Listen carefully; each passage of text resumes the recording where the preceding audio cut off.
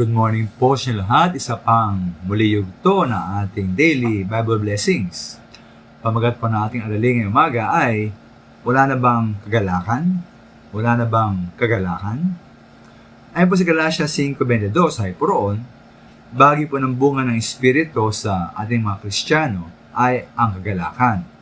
O sa English ay joy. Ang kagalakan po ay dapat nating palagiang naranasan. Sabi nga ni Pablo po sa Filipos 4:4, magalak kayong lagi sa Panginoon. Inulit ko, magalak kayo. Dapat nga tayong maglingkod sa Diyos na may kagalakan. Ayon po sa mga awit 100 verse 2, maglingkod kayo na may kasayahan sa Panginoon. Magsilapit kayo sa kanyang harapan na may awitan.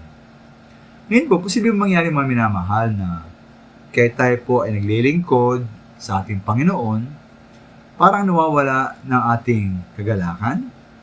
Sa halip, parang napakabigat at napakahirap ng ating paglilingkod.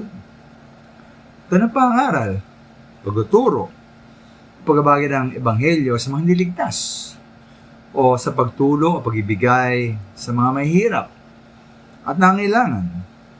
Ano ang maaari po mga dahilan na kumisan parang nawala na po ang ating kagalakan?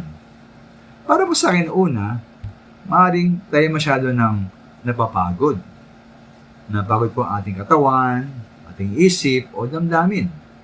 Na parang karoon tayo ng burnout. O maaaring meron na nga. Sige, ito magkakataong mga minamahal, dapat muna tayo magpahinga. At pahanapin natin ang tamang bagbalanse ng paggawa at ng pag-recharge.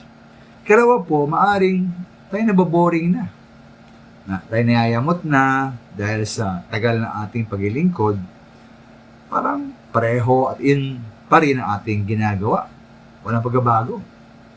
Kaya siguro po subukan natin ang ibang paraan naman o style sa pagganap ng ating gawain. Kaya, ating subukan po ng ibang uring gawain naman o ministeryo. Ngayon po, maganda rin mga minamahal, ikatlo, na ating suriin, ating sarili, ano ba ang ating dahilan o motivation ng ating paglilingkod? Baka wala tayong joy dahil ang ating inaasahan ay ang papuri o appreciation ng mga tao na ating po hindi natanggap.